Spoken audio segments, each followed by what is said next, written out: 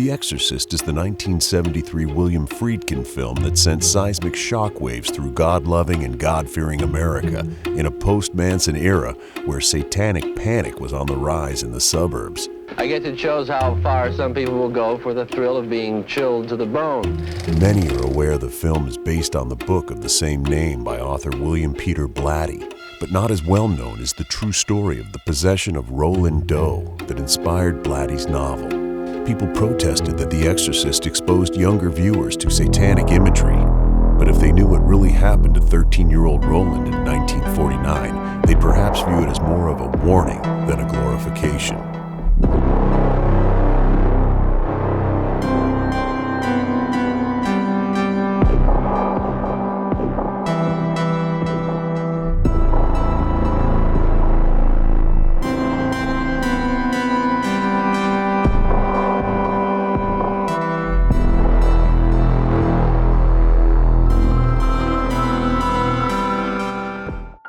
Will Blatty, the son of a devoutly Catholic mother, was in his second to last year at Georgetown pursuing his master's degree in English when he came across a Washington Post headline that stopped him cold. Priest frees Mount Rainier boy reported held in devil's grip.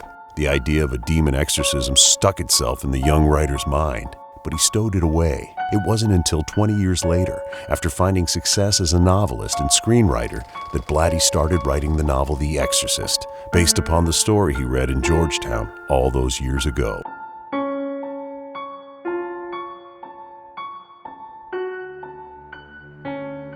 Before The Exorcist changed everything, exorcisms like the one performed on Roland were rare occurrences, happening in only extreme situations.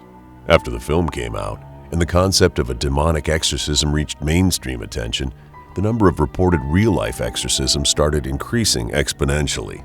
Of course, the Catholic Church blamed it on the usual suspects. Pornography, drugs, and the failure of the mental health care system in the United States has many people experimenting with paganism and atheism. Stories like Roland's were few and far between in the early 20th century. Newspapers got minor details wrong, like the boy's age and where the event actually took place. We don't even know Roland's real name, but what we were able to uncover is both chilling and heartbreaking.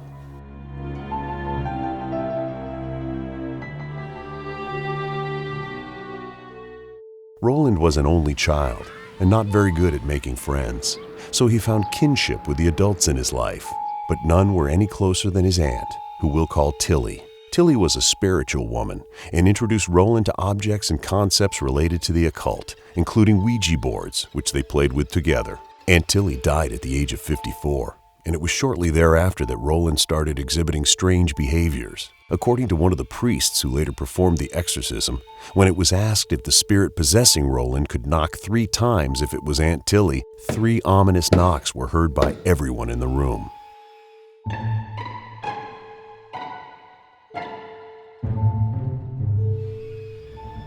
Roland's family told the priests that ever since Aunt Tilly had died, objects near Roland would levitate and often violently fly across the room and break. It got so bad that Roland had to be removed from school as his desk would shake so badly it disturbed everyone around him.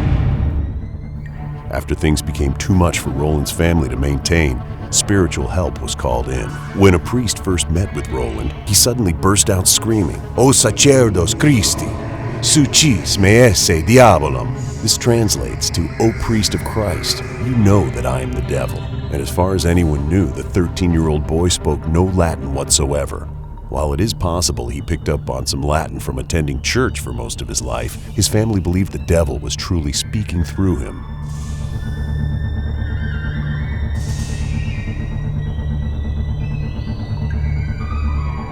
An attempt was made to exorcise a demon from Roland's body twice over a period of several months. The first attempt allegedly ended in minor bloodshed. Initially, Roland was brought to the home of his local pastor, and it was there that the boy was tied by his arms and legs to a bed, much like Regan MacNeil is in The Exorcist. In the middle of the stress and chaos of the rite, Roland managed to reach beneath the mattress and tear a metal spring from underneath it, which he then used to slash the pastor's arm. The gash was deep enough that it needed several stitches, and the exorcism was temporarily put on hold while the priests regrouped.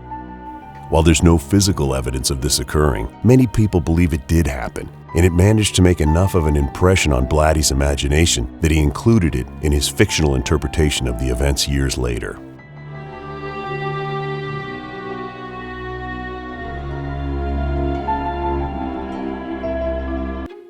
From the very beginning, one of the more alarming aspects of Roland's alleged possession was the repeated occurrence of mysterious scratches spontaneously appearing on his body. As the story goes, one of these scratches formed actual words on his chest that read St. Louis. Roland's parents took this as a direct sign and packed up the whole family on the first train over to St. Louis, Missouri. There, the desperate family met a reverend named William S. Bodern, and it was this man of God, a complete stranger to the family, who witnessed Roland's disturbing behavior for himself. The Reverend ended up performing an intense marathon of between 20 and 30 rites of exorcism on the boy over the course of 2 months. It was during one of these sessions that even more words started appearing scratched into Roland's ravaged body, including the words hell and evil. It was after this that things turned violent, with Roland now violently resisting, convulsing, hissing in a disturbing voice, and even eventually breaking the nose of one of Bodern's assistants as they tried to restrain him. Despite all this, the struggle eventually paid off, and Roland was seemingly cured of whatever affliction was tormenting him. Whether it was the devil, the spirit of his occult-obsessed relative, or something else, Roland was back to normal and able to return to his life with his identity secured. Little would he know that the events that transpired around and within him in 1949 would have larger cultural ramifications just a few decades later.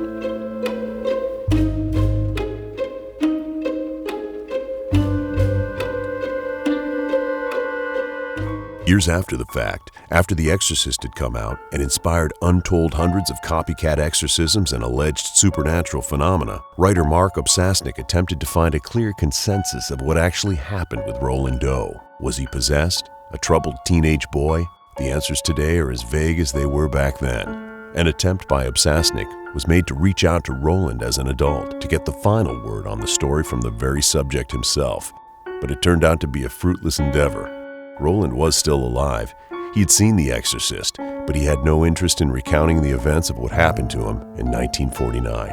Obsasnik believes Roland was never really possessed, and that the various accounts, recordings, and viewpoints on the matter are all manipulations of the truth by the different witnesses involved to suit their own needs. He wrote, quote, "To psychiatrists, Roland Doe suffered from mental illness. To priests, this was a case of demonic possession. To writers and film and video producers, this was a great story to exploit for profit. Those involved saw what they were trained to see. Everyone involved, even those with godly intentions, were ultimately seeing things through their own perspective. No one really had an objective viewpoint on what really happened. And as such, this story may forever remain just an urban myth that inspired even more horrifying stories decades later."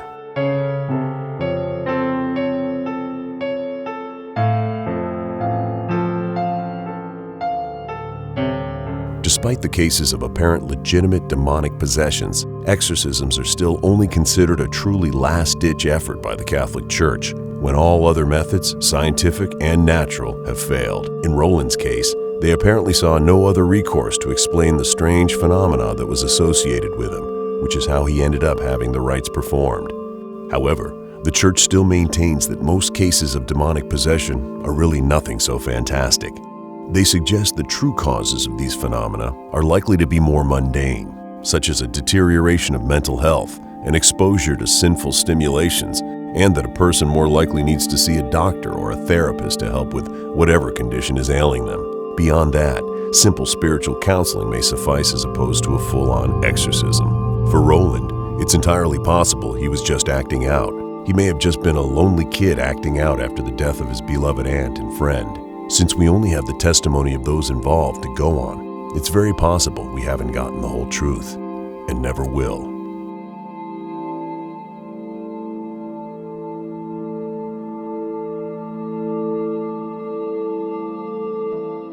The events that happened transpired so long ago, and with most of those involved surely dead, we will probably never get a straight answer on what really happened. What we can surmise happened is something truly disturbed this boy, and whatever was going on with him was enough to disturb his family and local pastors so badly that they were driven to take drastic action. Something did happen to Roland, something that terrified the senses of those around him. It was enough that his terror reached the rest of the world and filtered through the imagination of writers and filmmakers. Now, whatever haunted Roland haunts us. Was it a demon? A ghost? Probably not. But it could have been something much more elemental that's disturbed the sensibilities of people for generations. That our children, no matter how well we raise them and how much we love them, can still have something inside of them we can't explain. Something that scares us. Something that could even hurt us worse than the devil himself. What do you think happened to Roland? Let us know in the comments below, and check out some of these other videos from Graveyard Shift.